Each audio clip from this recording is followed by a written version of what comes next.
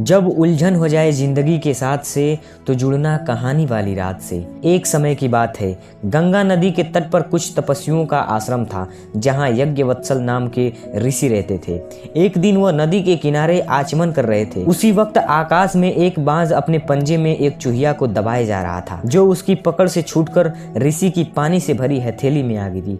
ऋषि ने उसे एक पीतल के पत्ते पर रखा और दोबारा नदी में स्नान किया। चूहिया अभी मरी नहीं थी, इसलिए ऋषि ने अपने तप से उसे एक कन्या बना दिया और आश्रम में ले आए।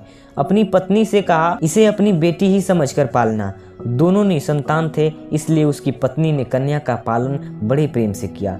कन्या उसके आश्रम में पलते हुए 12 साल की हो गई तो उसकी पत्नी ने ऋषि से उसके विवाह के लिए कहा। ऋषि ने कहा, मैं अभी सूर्य को बुलाता हूँ, यदि यह हाँ कहे तो इसके साथ इसका विवाह कर देंगे। ऋषि ने कन्या से पूछा तो उसने कहा, यह अग्नि जैसा गर्म है, कोई इससे अच्छा वर बुलाइए।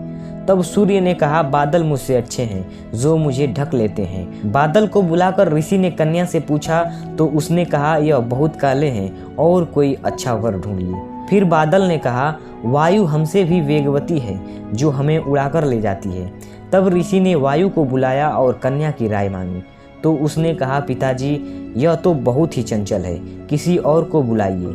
इस पर वायु बोली, पर्वत मुझसे अच्छा है जो तेज हवाओं में भी स्थिर रहता है। अब ऋषि ने पर्वत को बुलाया और कन्या से पूछा तो कन्या ने उत्तर दिया, पिताजी ये बड़ा कठोर और गंभीर है, कोई और अच्छा वर ढूंढिए ना। इस पर पर्वत ने कहा, चूहा मुझसे अच्छा है जो मुझ में छेद कर अपना बिल बना लेता है।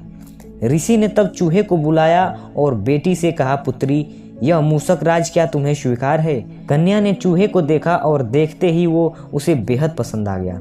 उस पर मोहित होते हुए बोली, आप मुझे चूहिया बनाकर इस मूषक राज को सौंप दीजिए। ऋषि ने तथास्तु कहकर उसे फिर चूहिया बना दिया और मूषक राज से उसका स्वयंवर करा दिया।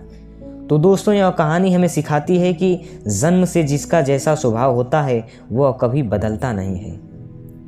तो मैं जितेंद्र यादव विदा लेता हूँ आपसे। फिर मुलाकात होगी आपसे किसी नई कहानी के नए एपिसोड में। तब तक जुड़े रहिए हमारे साथ, क्योंकि फिर आएगी कहानी वाली रात।